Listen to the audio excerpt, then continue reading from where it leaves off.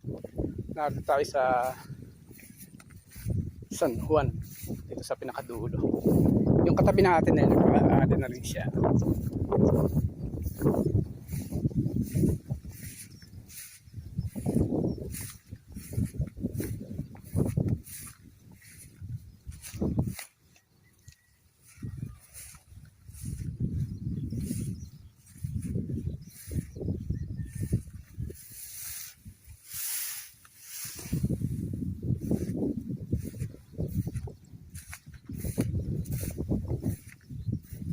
Medyo maganda-ganda pa yung pula dito kaysa doon sa kabila. Yung naninilaw na siya.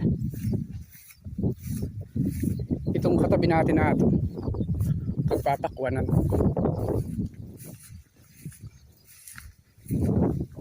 Ito pagka ito meron din magre-renta rito ng magpapakwan, ibibigay din natin ito.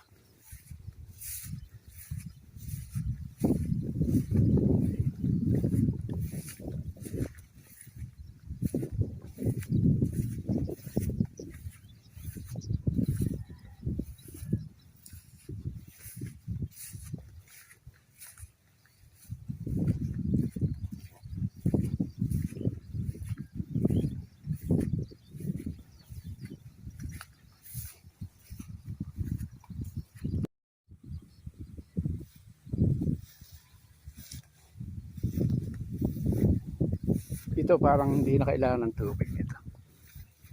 Okay na.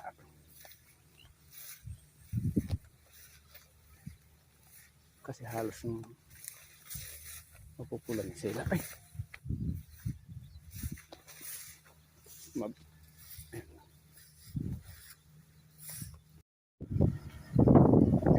Mama-harvest na rin sila rito. Ito yung sa atin.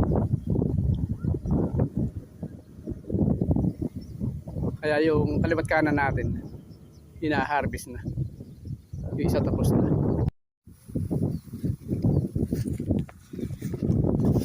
Ay papakawanin itong katabi natin. Ito yung atin yun sa may gawing kaliwa na yan. Itong gawing kanan yung tinutuntungan natin sa kahangga natin. Kasi papi sinama natin para makapasyal din. Siguro itong atin na ito mga anong petsa ngayon? 14 yata ngayon, February 14. January 14.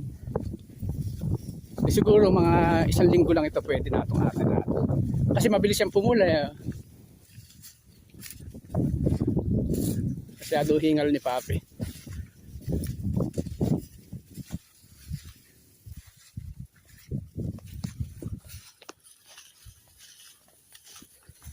Maluwang itong pagpapakwan nandito sa tabi natin. Masisigla na sila. Malakas silang lumaki.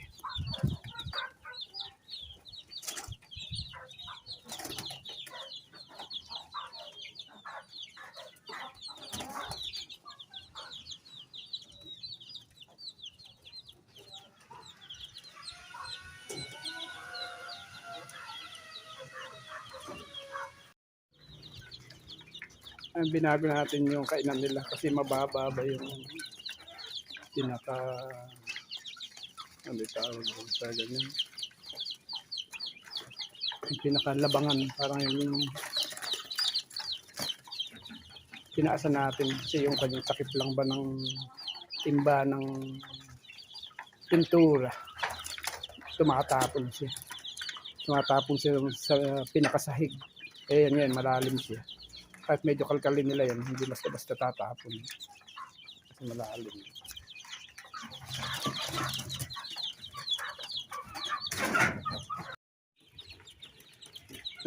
First time natin silang binigyan ng kanin na yun. Nakakatuwa. Pag nakakuha sila ng isang butil na kanin, itinatakbo nila. Kasi yung sa iba natin mga manok, ganun na ginawa natin, binibigyan natin sila ng kanin. Nung masanay na sila, umaga't hapon, binibigyan din natin sila ng kanin. Maramihan. Ito, konti lang binigay natin, tinetesting lang natin sila ngayon. Pag nakakuha sila ng isang tuka na butil ng kanin, tinatakbo nila. Kasi hindi pa sila sanay. Kasi ang pagkain nila yan, bayuan pa yung pagkain nila ngayon.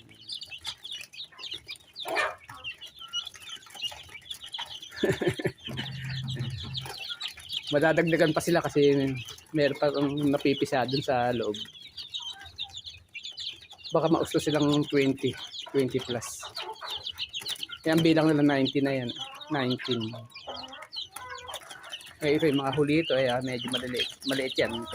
Bali, kung yung maliit din, parang 4 o parang 4. Ayan. Kaya isa. Kaya yung mga nauna, malalaki na talaga.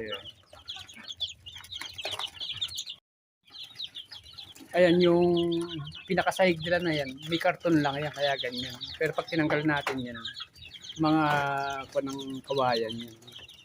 Ang sahig niya kawayan. Kung nung maliliit pa sila, nilagyan natin ng karton para hindi sila nasisilat ba yung lulusot. Pero pagka nausto na sila sa sukat nila, yung laki nila, tatanggalin din natin yan, yung karton na yan.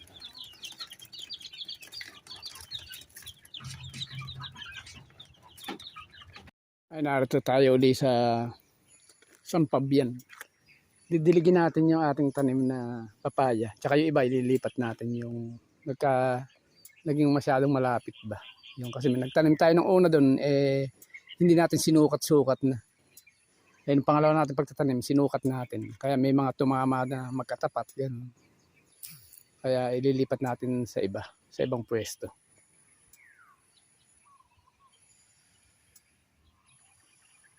Kaya ito, may dala tayong tubig ulit. Pala, tsaka tubig. Tsaka tubig para sa atin. Ayan, dinidilig natin yung ating papaya. Kaya yan yung sinasabi ko, ililipat natin. Ayan, dyan.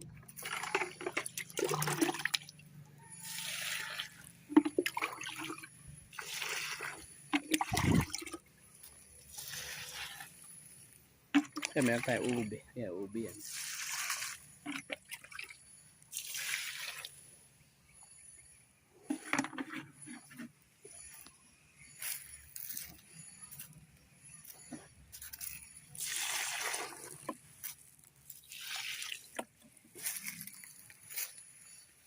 Ayan, yung mga ganyan magkatapat. Ililipat natin.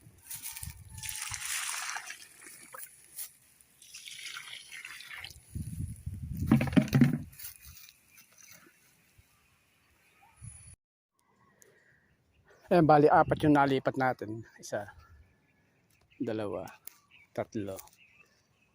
Ayan, bali 4 yung nailipat natin.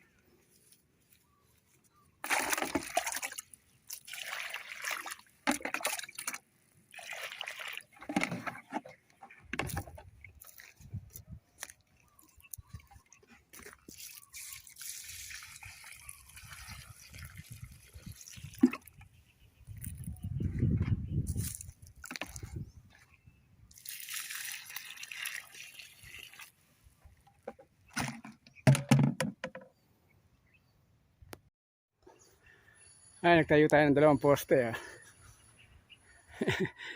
Gagawa tayo ng kulandong.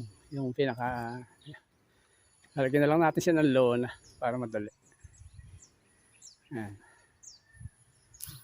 Dito na natin siya ikukunik. Dito sa puno na yan. Diyan din natin kinuha yung poste na yan. Yung kawayan naman, matagal nang nakabuwal dyan yan. Itinayo natin ngayon. Meron na tayong pwedeng silungan pag nalagyan natin yan. Susunod na punta natin dito.